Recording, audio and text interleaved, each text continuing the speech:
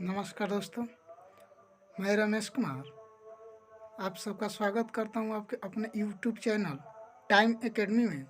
और आज से मैं आरआरबी द्वारा पूछे गए साइंस के क्वेश्चन का एमसीक्यू स्टार्ट कर रहे हैं, जो प्रीवियस ईयर में पूछे गए थे।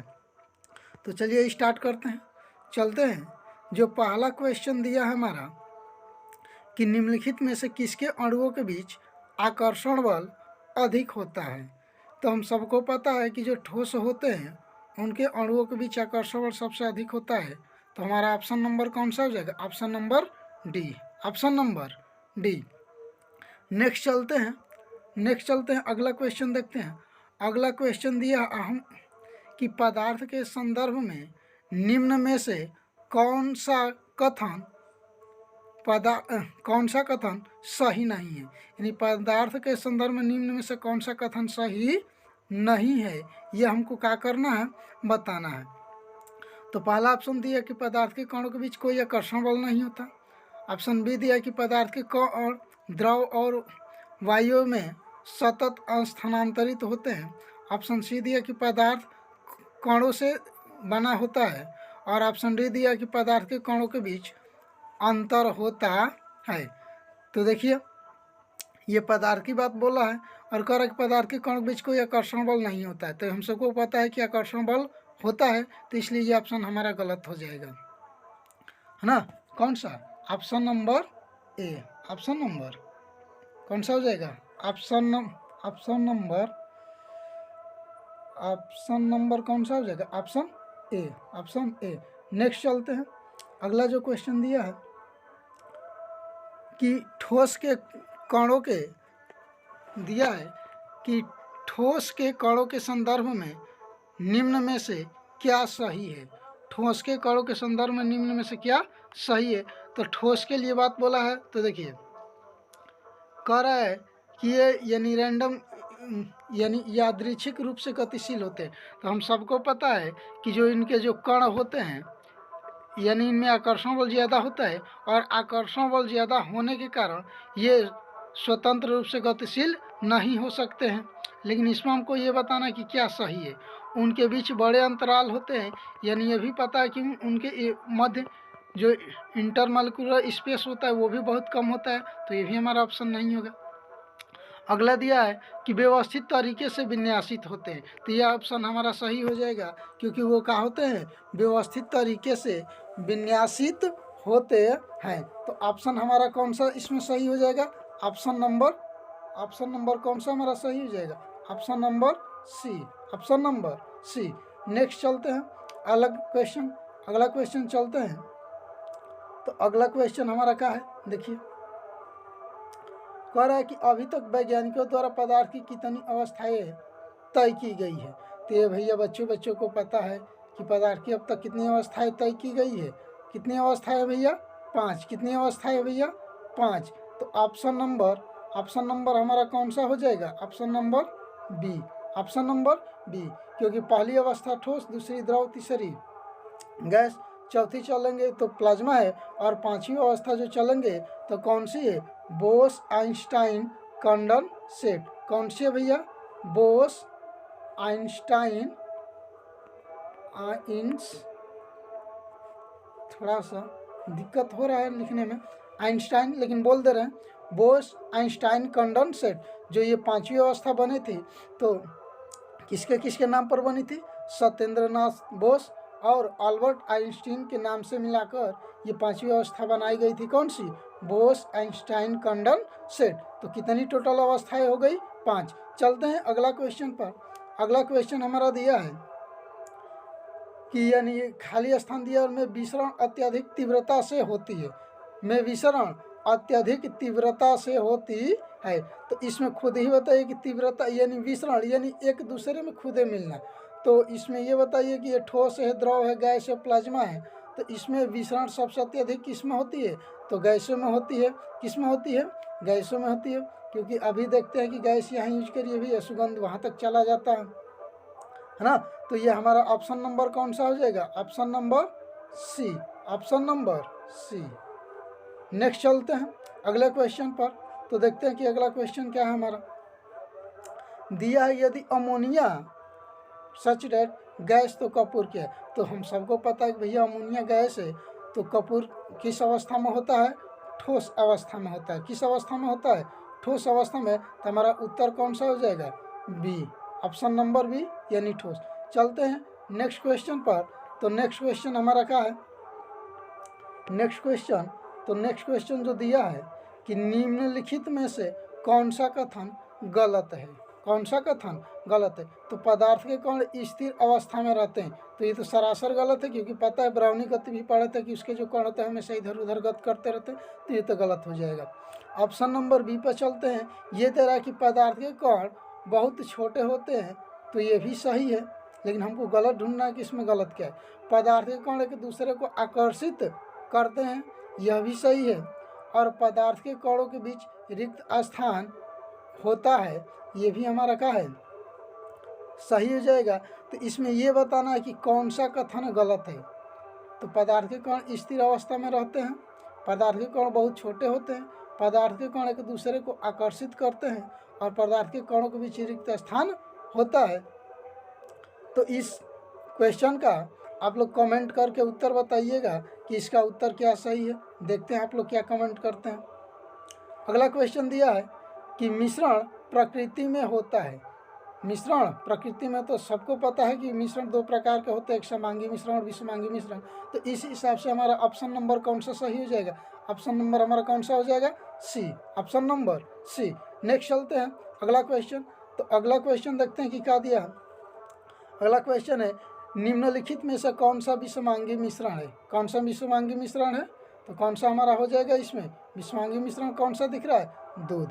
कौन सा हो जाएगा? दूध। नेक्स्ट चलता है अगला क्वेश्चन। और देखिए टोटल जो क्वेश्चन हम उठाए ये आरआरबी द्वारा पूछा ही गया, कभी एनटीपीसी में तो कुछ किस चीज़ में ये लेकिन पूछा ही गया है, और टोटल क्वेश्चन वही उठाए हैं। देखिए अगला क्वेश्चन दिया है कि सामान्य पदार्थों के भौतिक अवस्था में शामिल नहीं है। तो देखिए कौन सा हो जाएगा इससे? तो देखते आप लोग उत्तर लगा सकते हैं कि कौन सा हो जाएगा इसमें। ऑप्शन नंबर ए, यानी कोलाइड। कोलाइड ये भौतिक अवस्था में शामिल नहीं है, क्योंकि भौतिक अवस्था ठोस द्रव गैस में ही चलेंगे, लेकिन ये कोलाइड वाला नहीं है, तो इसलिए हमारा इसमें ऑप्शन नंबर कौन सा हो जाएगा? ए हो जाएगा। नेक्स्ट क्वेश्चन है, नेक्स्ट पर चलते हैं। तो दिया कि निम्नलिखित में से विषम पहचानिए। क्या करना है? विषम पहचाना है। तो देखिए यहाँ चल रहे हैं तो वाई भी चलेंगे, तो वाई यहाँ वाई भी क्या हो जाएगा? एक प्रकार का मिश्रण है। वाई भी क्या हो जाएगा? ये भी मिक्सचर हो जाएगा, है ना। यहाँ दूध भी चलेंगे तो ये भी एक मिश्रण हो जाएगा, है ना। फिर यहाँ से मिश्रित धातु भी चलेंगे तो ये भी हमारा क्या हो जाएगा? एक मिश्रण हो जाएगा। लेकिन जल हमारा मिश्रण नहीं है, तो इस हिसाब से हमारा ऑप्शन नंबर कौन सा सही हो जाएगा? Option number D, option number D. Next चलते हैं अगले क्वेश्चन पर। तो अगला क्वेश्चन दिया है हवा एक है, यानी ये बताइए कि हवा क्या है? शुद्ध मिश्रण है, केवल मिश्रणों का मिश्रण, केवल तत्वों का मिश्रण है, और दोनों तत्वों और यौगिकों का मिश्रण है। तो सबको पता है ना, कि हवा में चलेंगे तो क्या क्या होता है? ऑक्सीजन भी होती है ना, इसमें नाइट्रोजन भी होता है, इसमें मीथेन की भी मात्रा होती है, मीथेन की भी मात्रा होती है। तो खुद ही बताइए इसमें चलेंगे तो इसमें तत्व भी दिख रहा है, इसमें यौगिक भी दिख रहा है। तो इस आधार पर हमारा उत्तर कौन सा सही हो जाएगा? ऑप्शन नंबर कौन सा हो जाएगा? Option number D, option number D. Next चलते हैं भैया अगले क्वेश्चन पर। तो अगला क्वेश्चन जो दिया है कि वह विजातीय मिश्रण जिसके विलय के कण घुलते नहीं बल्कि पूरे माध्यम में निलंबित हो जाते हैं, उसको हम नाम दे देते हैं सस्पेंशन। सस्पेंशन।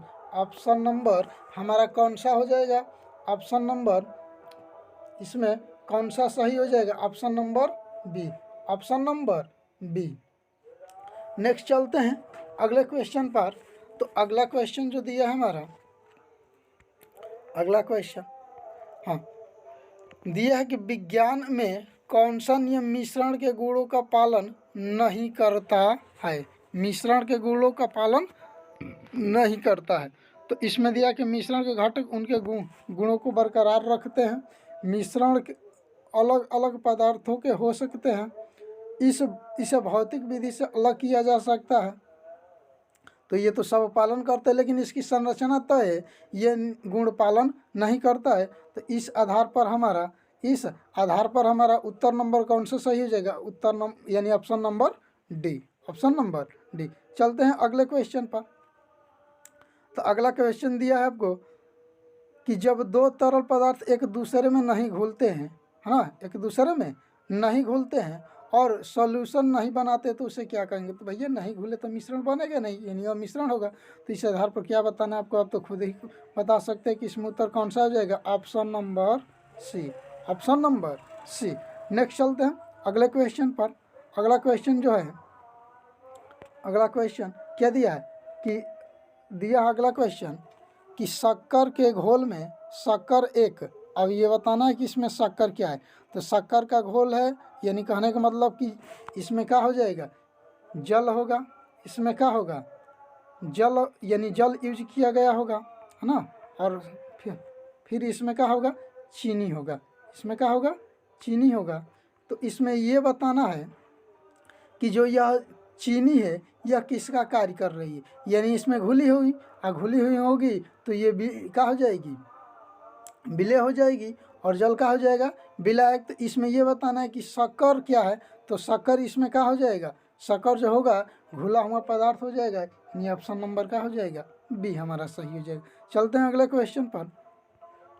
नेक्स्ट क्वेश्चन जो दिया है कि एक यौगिक नहीं है, एक यौगिक नहीं है। चलिए देखते हैं, जैसे दिया है कि ऑप्शन नंबर, अगर बी पर बात कर रही है, चाक दिया है, चाक दिया है। तो चाक कहने का मतलब कि यहाँ से, है ना, कि इसका फार्मूला हो जाएगा कि CaCO3 ये चाक का हो जाएगा। तो ये दिख रहा है कि ये यौगिक है, ये यौगिक है। अगर हाइड्रोजन सल्फाइड की बात करें, हाइड्रोजन सल्फाइड, तो ये बन जाएगा H2S। ये भी दिख रहा है कि हमारा क्या हो जाएगा? एक यौगिक है। अगर बात करें अगला जो सल्फर डाइऑक्साइड है, सल्फर डाइऑक्साइड SO2 बन जाएगा, सल्फर डाइऑक्साइड। तो ये भी हमको दिख रहा है कि ये भी क्या है? एक यौगिक है। लेकिन अगर बात करें हम किसी का, लेड का, तो ये हमारा हो जाता है Pb। क्या हो जाएगा? Pb। तो ये दिख रहा है कि इसमें कोई भी ये यौगिक नहीं है, क्या है? एक तत्व है। क्या है? तत्व है। तो इस आधार पर हमारा उत्तर कौन सा सही हो जाएगा? Option number A. Option number ए। अगर वीडियो अच्छी लग रही हो भैया तो कमेंट करिएगा, लाइक करिएगा, सब्सक्राइब करिएगा। और इसी तरह अगर वीडियो चाहिए तो कमेंट करके बताइएगा कि इसको कंटिन्यू हम रख देंगे। चलते हैं अगले क्वेश्चन पर। अगला क्वेश्चन दिया है कि रेत और चीनी का मिश्रण एक उदाहरण है। रेत और चीनी का मिश्रण एक उदाहरण है। चलिए ये क्वेश्चन हम आपके लिए छोड़ देते हैं। थोड़ा सा कमेंट में ज़रूर करके बताइएगा कि इसका सही क्या उत्तर होगा। देखिएगा क्वेश्चन नंबर तो नहीं लिखे हैं कि कौन सा है, लेकिन क्वेश्चन लिख दीजिएगा, उसके हिसाब से कमेंट कर दीजिएगा। नेक्स्ट क्वेश्चन है, निम्नलिखित में से कौन सा भौतिक परिवर्तन नहीं है? भौतिक परिवर्तन नहीं है। तो ऑप्शन है ठोसों का द्रव में पिघलना। ठोसों का द्रव में पिघलना है तो ये भौतिक परिवर्तन है, क्योंकि बर्फ है, अगर जल अवस्था में आ जाती है भौतिक परिवर्तन है। गैसों का द्रवों में द्रवीकरण, जैसे वाष्प है, वाष्प किस में आ गए? जल में आ गया, तो ये भी गैसों का द्रवों में द्रवीकरण, ये भी क्या हो जाएगा? फिजिकल चेंजेज ही है। पदार्थों का किण्वन, पदार्थों का किण्वन, जैसे ऐसे कहिए कि अगर दही से, दूध से दही बन जा रहा है ना, यानी ये किण्वन प्रक्रिया से होती है, तो वो क्या है? केमिकल चेंजेज है। और ऑप्शन जो डी दिया है कि द्रवों का गैसों में वाष्पीकरण, है ना, तो ये भी हमारा फिजिकल चेंजेज है। तो इसमें ये बताना कि कौन भौतिक परिवर्तन नहीं है, अर्थात केमिकल यानी रासायनिक परिवर्तन है। तो इसमें ऑप्शन नंबर एक ही दिख रहा है हमको। कौन सा ऑप्शन कौन सा दिख रहा है? Option number C. Option number C हो जाएगा। आगे चलते हैं नेक्स्ट क्वेश्चन पर। नेक्स्ट क्वेश्चन दिया हमको कि इनमें से कौन सा रासायनिक परिवर्तन नहीं है, यानी रासायनिक परिवर्तन नहीं का मतलब कि भौतिक परिवर्तन हो जाएगा, है ना। तो इसमें हमारा हो जाएगा ऑप्शन नंबर कौन सा? बी। ऑप्शन नंबर कौन सा हो जाएगा? बी। नेक्स्ट क्वेश्चन जो दिया है हमारा कि इनमें से कौन सा एक रासायनिक परिवर्तन है। मक्खन का खट्टा होना, तो ये केमिकल चेंजेज है। क्या हो जाएगा इस हिसाब से हमारा? क्या हो जाएगा? Option number A, option number A. Next चलते हैं अगले क्वेश्चन पर। तो अगला जो क्वेश्चन दिया है, लोहे में जंग लगना निम्न में से किसका उदाहरण है? तो भैया ये तो बच्चे जानते हैं, है ना। और उम्मीद है कि भैया आप सभी लोग जानते हैं, लेकिन फिर भी ये क्वेश्चन पूछा गया आरआरबी द्वारा, तो इसलिए इस क्वेश्चन को हम ला दिए हैं। तो इसका उत्तर क्या हो जाएगा? इसका उत्तर आपका हो जाएगा option number D, option number D. चलिए अगला क्वेश्चन पर चलते हैं। तो अगला क्वेश्चन जो दिया है कि इनमें से कौन सा रासायनिक परिवर्तन का एक उदाहरण है? देखिए इसमें दिया है निष्क्रियीकरण। निष्क्रियीकरण कहने का मतलब कि ये क्या हुआ, यानी निष्क्रियीकरण जो ये बात कह रहा है, यानी इसका मतलब क्या है? उदासीनीकरण। उदासीनीकरण क्या हो जाएगा? उदासीनीकरण, यानी ये दर्शा रहा है कि ये उदासीनीकरण अभिक्रिया है। तो ये पढ़े भी होंगे एसिड बेस साल्ट वाले चैप्टर में कि एक अम्ल की क्रिया क्षार से कराए तो लवण और जल बनता है ना। तो वो प्रक्रिया कौन सी हमारी कहलाती है? वो कौन सी प्रोसेस होती है? वो भी केमिकल चेंजेस होता है। तो इस आधार पर हम बता सकते हैं कि इनमें से कौन सा एक रासायनिक परिवर्तन का उदाहरण है। तो इसमें कौन सा हो जाएगा? ऑप्शन नंबर हमारा कौन सा हो जाएगा? सी, ऑप्शन नंबर सी। नेक्स्ट चलते हैं अगले क्वेश्चन पर। अगला क्वेश्चन दिया है कि एक रासायनिक परिवर्तन नहीं है, अर्थात रासायनिक परिवर्तन नहीं है, तो ये कौन सा परिवर्तन हो जाएगा? भौतिक परिवर्तन। तो एक आइस क्यूब का पिघलना, यानी कि बर्फ का पिघलना, ये फिजिकल चेंजेस है ना। तो इस आधार पर हमारा उत्तर कौन सा सही हो जाएगा? Option number B, option number B. Next चलते हैं अगला क्वेश्चन। नेक्स्ट अगला क्वेश्चन जो है, उस प्रक्रिया का क्या नाम है जिसे गैस सीधे ही ठोस से किस में, यानी गैस टू किस में हो जाए? सॉलिड। तो इसमें कौन सा हो जाता है? डिपोजिशन। कौन सा हो जाता है? डिपोजिशन। ऑप्शन नंबर हमारा कौन सा हो जाएगा? B, option number B. अगला क्वेश्चन पर चलते हैं। अगला क्वेश्चन जो दिया है कि निम्नलिखित में से कौन सा अवलोकन हमें यह निर्धारित करने में मदद करता है कि रासायनिक अभिक्रिया हुई है या नहीं? तो अवस्था में परिवर्तन ये भी निर्धारित करता है, गैसों का उत्सर्जन ये भी निर्धारित करता है, रंग बदलना ये भी निर्धारित करता है। तो इस आधार पर हमारा ऑप्शन नंबर कौन सा हो जाएगा? ऑप्शन नंबर डी, ये सब के सब होते हैं, है ना। नेक्स्ट अगला क्वेश्चन जो दिया है कि निम्नलिखित में से कौन सा एक भौतिक परिवर्तन है? तो भैया देखते बता देंगे कि पानी का बर्फ में परिवर्तन, पानी का बर्फ में परिवर्तन, ये हमारा क्या है? फिजिकल चेंजेज है ना। नेक्स्ट अगला जो क्वेश्चन दिया है, निम्नलिखित में से कौन सा विकल्प रासायनिक परिवर्तन है? रासायनिक परिवर्तन तो दूध का दही में परिवर्तित होना, ये आपकी क्या हो जाएगी? रासायनिक परिवर्तन है। तो इस आधार पर हमारा ऑप्शन नंबर कौन सा सही हो जाएगा? Option number A, option number A. Next चलते हैं अगला क्वेश्चन जो दिया है कि निम्नलिखित में से कौन सा एक भौतिक परिवर्तन है? निम्नलिखित में से कौन सा एक भौतिक परिवर्तन है ना। तो देखिए बर्फ का पिघलना, देखते आप लोग बता सकते हैं कि इसमें कौन सा सही हो जाएगा? बर्फ का पिघलना, यानी ऑप्शन नंबर कौन दिख रहा है? Option number C, option number C. Next चलते हैं अगले क्वेश्चन पर। जो अगला क्वेश्चन दिया है कि कौन सा नियम कहता है कि रासायनिक अभिक्रिया में द्रव्यमान को न तो उत्पन्न किया जा सकता है और न ही नष्ट किया जा सकता है? यह कौन सा है? Law of conservation of mass, यानी ऑप्शन नंबर एक ही दिख रहा है।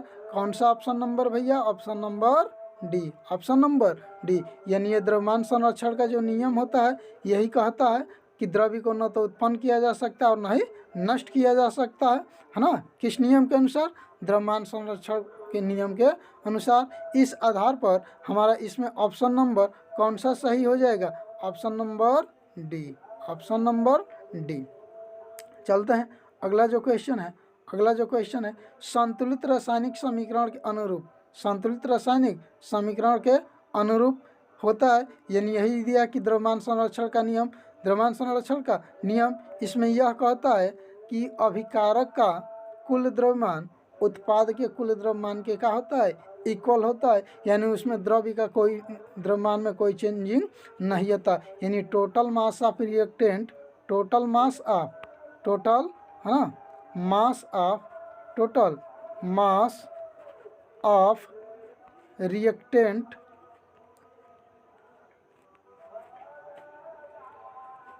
रिएक्टेंट है ना, टोटल मास ऑफ रिएक्टेंट किसके बराबर होता है, टोटल मास ऑफ प्रोडक्ट के बराबर होता है। टोटल मास ऑफ रिएक्टेंट किसके बराबर होता है, टोटल मास ऑफ प्रोडक्ट के बराबर होता है। इस आधार पर ये नियम कौन, ये बताइए, देखकर ही बता सकते हैं कि अब ऑप्शन इसमें कौन सा सही हो जाएगा, तो option number A, option number ए। अगला चलता है नेक्स्ट क्वेश्चन पर। नेक्स्ट जो क्वेश्चन दिया है कि एक रासायनिक अभिक्रिया के दौरान अभिक्रियाओं और उत्पादों के द्रव्यमान का योग अपरिवर्तित रहता है। तो इस देखिए अभी थोड़ी देर पहले इस पर चर्चा की है कि total mass of reactant equal to total mass of product. तो आप देखते ही बता सकते हैं कि इसमें ऑप्शन नंबर कौन सा सही हो जाएगा, option number D, option number D. चलते हैं नेक्स्ट क्वेश्चन। नेक्स्ट क्वेश्चन तो दिया है कि निम्नलिखित वैज्ञानिकों में से किसने स्थिर अनुपात के नियम को प्रतिपादित किया। स्थिर अनुपात को किसने तो ऑप्शन नंबर कौन सा हो जाएगा, A, option number A, option number A. चलते हैं नेक्स्ट अगला जो क्वेश्चन दिया है कि निश्चित अनुपात का नियम किसके द्वारा प्रतिपादित किया, तो अभी थोड़ी देर पहले बताए थे, आप कमेंट में करके जरूर बताइएगा। अगला चलते हैं, अगला देखिए क्वेश्चन, निश्चित अनुपात के नियम के अनुसार है ना, तो इसमें क्या होता है रसायन, देखिए ऑप्शन जो दिया है ऑप्शन देखकर ही चेक कर सकते हैं, है ना। और ये इस चीज़ पर अभी बताए थे कि रासायनिक तत्व पदार्थ हमेशा द्रव्यमान में निश्चित अनुपात में मौजूद होते हैं, थोड़ी देर पहले चर्चा किए थे। तो ऑप्शन नंबर इसमें कौन सा हो जाएगा, देखिए जो दिया है कि ऑप्शन डी, जो डी दिया है, रासायनिक पदार्थ में परमाणु अविभाज्य होते हैं जिन्हें रासायनिक अभिक्रिया में निर्मित या नष्ट नहीं किया जा सकता है, और ये निश्चित अनुपात की बात बोला है। तो आप देख ही रहे कि इसमें कौन सा ऑप्शन हो जाएगा, तो कमेंट में ज़रूर करके बताइएगा, कमेंट में करके बताइएगा कि इसका उत्तर क्या हो जाएगा। अगला चलते हैं, अगला जो क्वेश्चन दिया कि निम्नलिखित में से किस नियम के अनुसार दिए गए रासायनिक पदार्थ में हमेशा वही सामान्य तत्व होते हैं वजन में एक निश्चित अनुपात में होते हैं। तो ये कौन सा नियम है, स्थिर अनुपात का नियम। कौन सा नियम है, स्थिर अनुपात का नियम। तो ऑप्शन नंबर हमारा कौन सा हो जाएगा, option number A, option number ए। ये देखिए टोटल का टोटल क्वेश्चन जो आरआरबी ने पूछा है उसी क्वेश्चन को हम लेकर यहाँ पर उपस्थित हुए हैं, है ना। और वीडियो अच्छी लगी तो जरूर ही बताइएगा। अगला जो क्वेश्चन देखिए, अगला क्वेश्चन जो दिया है कि कार्बन डाइऑक्साइड के सभी नमूनों में 3:8 के द्रव्यमान अनुपात में कार्बन और ऑक्सीजन होते हैं। तो यह नियम अभी बताइए स्थिर कह रहा है, और देखते हैं कि देखिए लगातार समानुपात हो जाएगा। कौन सा ऑप्शन हो जाएगा, लगातार समानुपात, option number B, option number B. चलते हैं अगले क्वेश्चन पर। अगला क्वेश्चन दिया कि डाल्टन का सिद्धांत इस नियम पर आधारित था। डाल्टन का सिद्धांत किस नियम पर आधारित था, तो स्थिर अनुपात यानी नियत अनुपात, यानी स्थिर अनुपात। इसमें रासायनिक संयोजन वाला था। उन्होंने ये बताया कि द्रव्य को न तो उत्पन्न किया जा सकता है, न ही तो नष्ट किया जा सकता है। तो इस आधार पर हमारा ऑप्शन नंबर कौन सा सही हो जाएगा, option number B, option number B. Next चलते हैं अगले क्वेश्चन पर। अगला क्वेश्चन जो दिया कि डाल्टन का परमाणु से निम्न में से किसके लिए स्पष्टीकरण करता है। देखिए द्रव्यमान संरक्षण और रासायनिक संयोजन का नियम, ऑप्शन बी दिया द्रव्यमान संरक्षण और निश्चित अनुपात का नियम। अगला दिया रासायनिक संयोजन और निश्चित अनुपात का नियम, और ऑप्शन डी दिया कि निश्चित अनुपात और रासायनिक संयोजन का नियम। तो इस आधार पर हमारा उत्तर कौन सा सही हो जाएगा, option number C, option number C. चलते हैं नेक्स्ट क्वेश्चन पर। नेक्स्ट क्वेश्चन जो दिया है कि निम्नलिखित में से क्या डाल्टन के परमाणु सिद्धांत की अवधारणा नहीं है। तो देखिए भिन्न भिन्न तत्वों के परमाणु के भिन्न भिन्न द्रव्यमान, यानी भिन्न भिन्न तत्व जो के परमाणु द्रव्यमान भिन्न भिन्न होता है। यौगिक बनाने के लिए परमाणु छोटी पूर्णांक संख्या के अनुपात में संयोजित होती है। ऑप्शन सी दिया है कि परमाणु अदृश्य कण होते हैं जिन्हें रासायनिक अभिक्रिया में निर्मित या नष्ट नहीं किया जा सकता है। और ऑप्शन डी दिया है कि सभी पदार्थ छोटे कणों से मिलकर बने होते हैं जिन्हें क्या कहते हैं, अणु कहते हैं। तो ये दिया था कि निम्नलिखित में से क्या डाल्टन के परमाणु सिद्धांत की अवधारणा नहीं है। तो इसमें कौन सी नहीं हो जाएगी? यौगिक बनाने के लिए परमाणु छोटी पूर्णांक संख्या के अनुपात में होनी चाहिए, ये हो जाएगा। परमाणु अदृश्य कण होते हैं जिन्हें रासायनिक अभिक्रिया में निर्मित या नष्ट नहीं किया जा सकता, ये भी था, है ना। तो इस क्वेश्चन का ऑप्शन आप लोग कमेंट में करके बताइएगा कि इसका उत्तर क्या हो जाएगा। चलते हैं नेक्स्ट क्वेश्चन पर। ठीक लग रहा है कि ये क्वेश्चन दोबारा आ गया है ना, अदृश्य परमाणु का उसी टाइप का है। नेक्स्ट चलता है अगला। परमाणु रासायनिक रूप से जुड़कर क्या बनाते हैं? तो ये बताइए कि जैसे एक परमाणु हम उठा लेते हैं, जैसे मानकर चलिए कि ये ऑक्सीजन और ये ऑक्सीजन था, ठीक। तो ये जैसे चलेंगे तो ये क्या बना लेंगे? O2। क्या बना लिए? O2। क्या बना है? O2।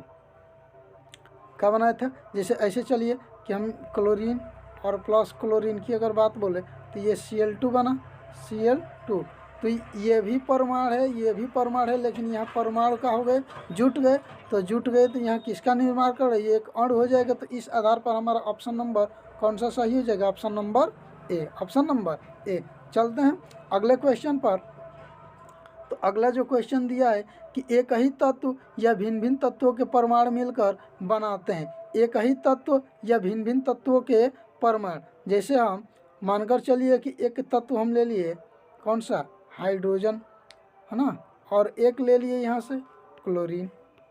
तो ये मिलकर क्या बनाते हैं? Hydrochloric acid. हाइड्रोक्लोरिक एसिड क्या बनाते हैं? हाइड्रोक्लोरिक एसिड बनाते हैं, ना।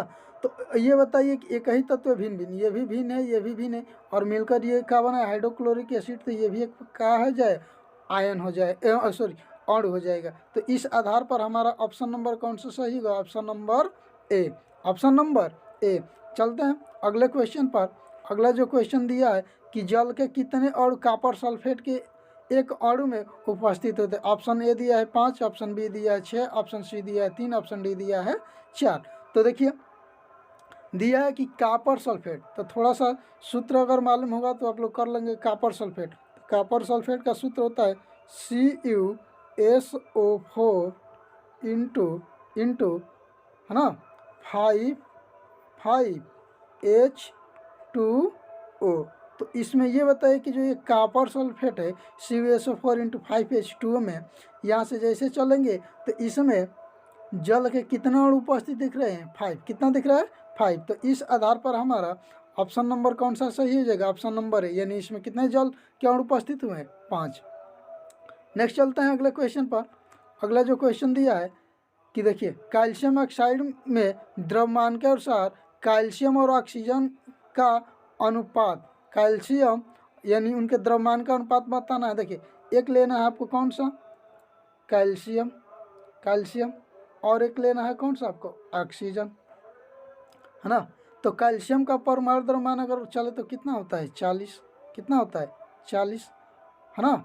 और इसमें रेशियो किससे बताना है?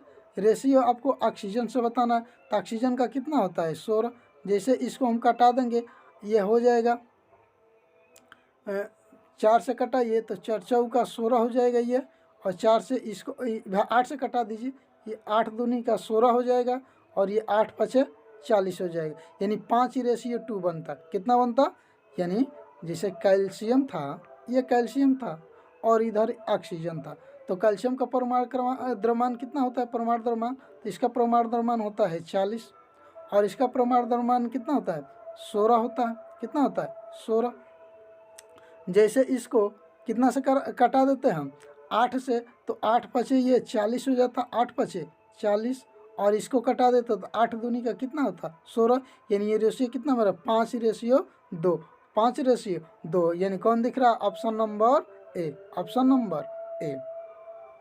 चलते हैं अगले क्वेश्चन पर। अगला जो क्वेश्चन हमको दिया है कि पानी में हाइड्रोजन तथा ऑक्सीजन, ये भी द्रव्यमान के अनुसार बताना है। पानी, तो पानी का फार्मूला होता है, पानी का फार्मूला होता है कौन सा? H2O। तो इसमें ये बताना है कि पानी में हाइड्रोजन और ऑक्सीजन, तो यानी आपको बताना है हाइड्रोजन, तो हाइड्रोजन का परमाणु क्रमांक कितना, परमाणु द्रव्यमान कितना होता है? 1, और इसके कितने इसमें परमाणु उपस्थित हुए? 2। इसमें गुणा कर दिए हम किससे? 2 से, इसके बाद है ना, इसके बाद ये बताना है रेशियो किससे, ऑक्सीजन से। तो ऑक्सीजन का हम पता भी है कि इसका जो परमाणु द्रव्यमान होता है कितना होता है, 16 होता है।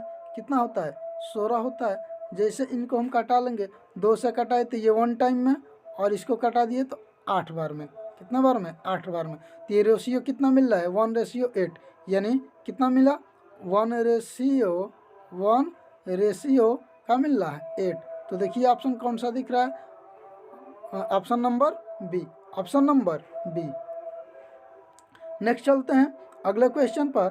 अगला जो क्वेश्चन है कि अमोनियम क्लोराइड के एक अणु में कितने परमाणु होते हैं। अमोनियम क्लोराइड, अगर फार्मूला तैयार अगर पता होगा तो आप लोग आसानी से कर लेंगे। अमोनियम क्लोराइड कौन सा क्वेश्चन है, अमोनियम क्लोराइड। तो देखिए अमोनियम क्लोराइड का अगर फार्मूला कह दें तो क्या होता है, NH4 है ना, सॉरी क्या होता है,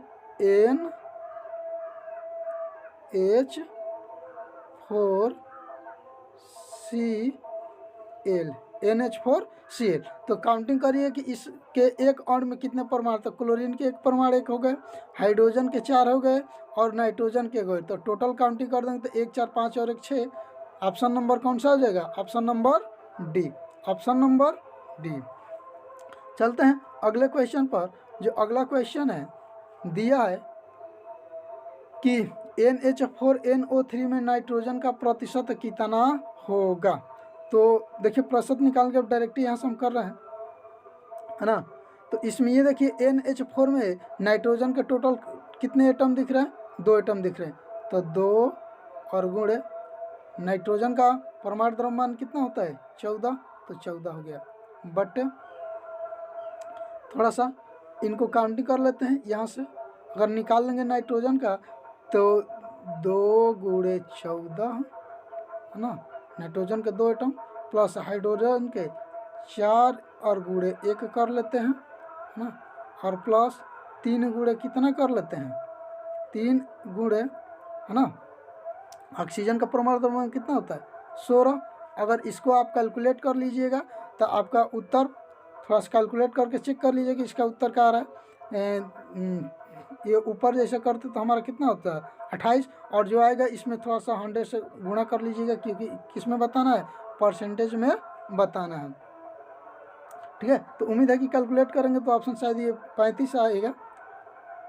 कितना आ जाएगा, 35 आ जाएगा, यानी ऑप्शन नंबर ए हो जाएगा। चलते हैं अगले क्वेश्चन पर। तो जो अगला क्वेश्चन जो दिया है ना, कि दिया है कि CO2 में कार्बन की प्रतिशत मात्रा कितनी है। ठीक है, उसी टाइप का क्वेश्चन है। देखिए तो इसमें भी क्या करेंगे, आपको ये बताना है कि CO2 में कार्बन की प्रतिशत मात्रा कितनी है। तो कार्बन की यहाँ कितना एटम दिख रहा है, 1। तो कार्बन का परमाणु द्रव्यमान कितना होता है, 12 होता है। कितना होता है, 12। तो यहाँ से लिखेंगे तो कार्बन का परमाणु द्रव्यमान कितना हो गया, 12।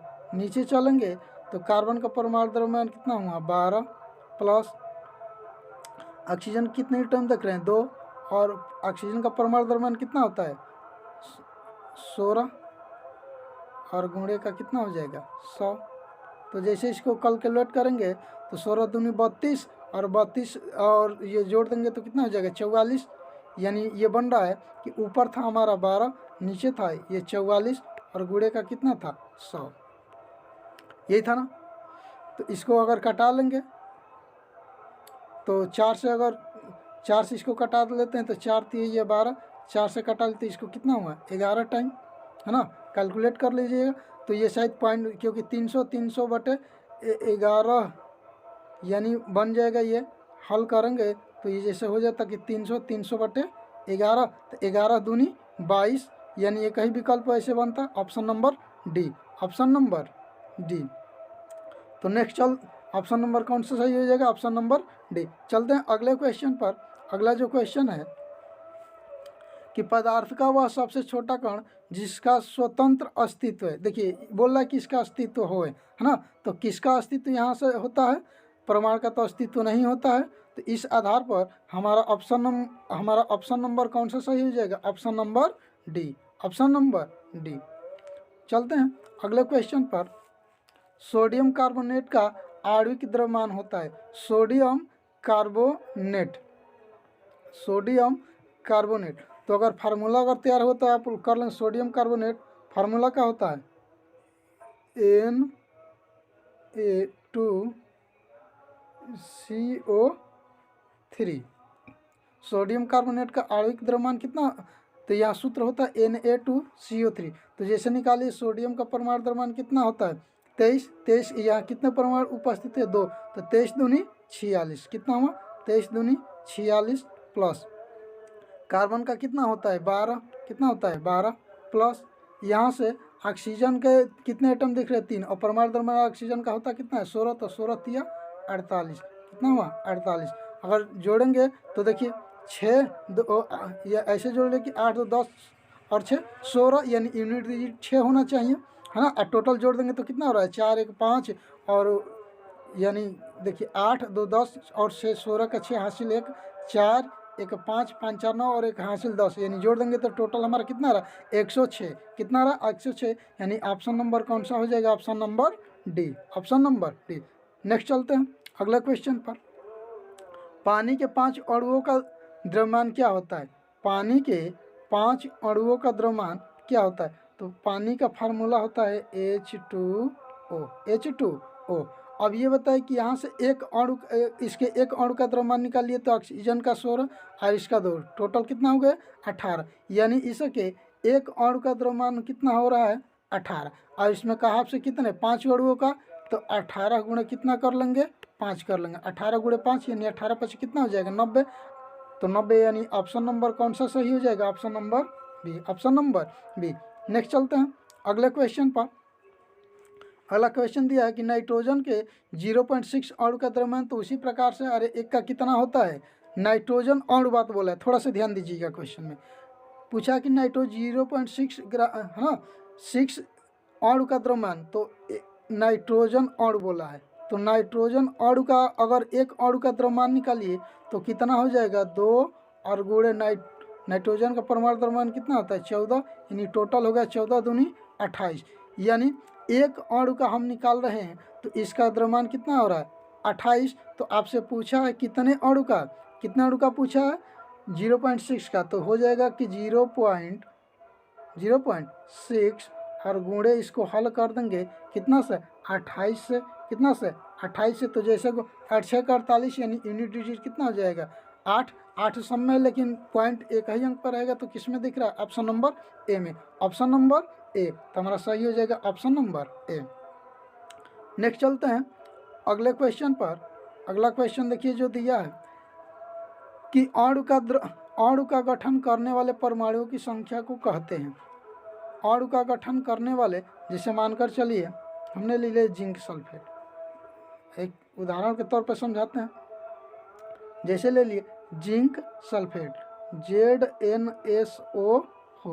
ZnSO4। तो इसमें ये देखिए ये एक अणु है तो यौगिक, लेकिन एक प्रकार का अणु ही ना है, ये गठन कर रहे हैं। इसमें जो परमाणुओं की जो संख्या हो जाएगी, इसको नाम का दिया जाता है तो परमाणुकता कहा जाता है। यानी किसी अणु में या यौगिक में उपस्थित परमाणुओं की संख्या को ही क्या कहा जाता है? परमाणुकता कहा जाता है। तो इस आधार पर हमारा उत्तर कौन सा सही हो जाएगा? Option number B. Option number B. Next चलते हैं अगले क्वेश्चन की तरफ। अगला क्वेश्चन जो दिया है, कैल्शियम हाइड्रोक्साइड के अणु में कितने परमाणु मौजूद है? कैल्शियम हाइड्रोक्साइड, तो देखिए जो दिया है कैल्शियम हाइड्रोक्साइड में, देखिए यहाँ से चलेंगे कैल्शियम है तो कैल्शियम के इसमें कितना अणु परमाणु दिख रहा है? 1। यहाँ से ऑक्सीजन के चलेंगे तो ऑक्सीजन के टोटल कितने परमाणु? 2 से गुणा करेंगे तो इसका भी 2 हो जाएगा। अगर ऐसे ही हम हाइड्रोजन का भी निकाल लेंगे तो हाइड्रोजन के भी कितना हो जाएंगे? 2। तो टोटल काउंट 2 2 4 और 1 5, यानी टोटल इसमें कितने परमाणु उपस्थित है? 5। तो इस आधार पर हमारा उत्तर कौन सा सही हो जाएगा? Option number C. Option number C. चलते हैं नेक्स्ट क्वेश्चन की तरफ। नेक्स्ट क्वेश्चन जो दिया है, किसी तत्व का परमाणु भार ज्ञात करने के लिए निम्नलिखित में से किसके साथ उस तत्व के परमाणु की तुलना की जाती है? तो ये ऑप्शन नंबर कौन सा हो जाएगा? हाइड्रोजन। कौन सा हो जाएगा? हाइड्रोजन। हमारा उत्तर कौन सा हो जाएगा? Option number C. Next question पर चलते हैं। नेक्स्ट क्वेश्चन जो दिया है, ये टोटल 50+ कुछ क्वेश्चन थे, 50+, और इसी है ना, ये टोटल क्वेश्चन थे जो 50+, लगभग 53 या 55 के आसपास होंगे, है ना। तो ये क्वेश्चन आपके लिए लाए थे, और वीडियो आपको अच्छी लगी तो लाइक कर दीजिएगा, कमेंट कर दीजिएगा, हमारे चैनल को सब्सक्राइब कर लीजिएगा। और ऐसे ही अगर क्वेश्चन चाहिए तो क्या करिएगा, कमेंट में बताइएगा कि इस वीडियो को हम कंटिन्यू रखें। और भैया अच्छी लग रही तो ज़रूर कमेंट करिए। पहली ये वीडियो थी, थोड़ा सा मिस्टेक हुआ है कहीं ना कहीं बनाने पर, लेकिन छोटा भाई समझकर उस त्रुटि को भूल जाइएगा और कमेंट में करके बताइएगा कि हाँ कमी कहाँ थी। कोशिश करेंगे कि उस कमी को अगले वीडियो में क्या कर देंगे, दूर कर देंगे। Thank you, I love you.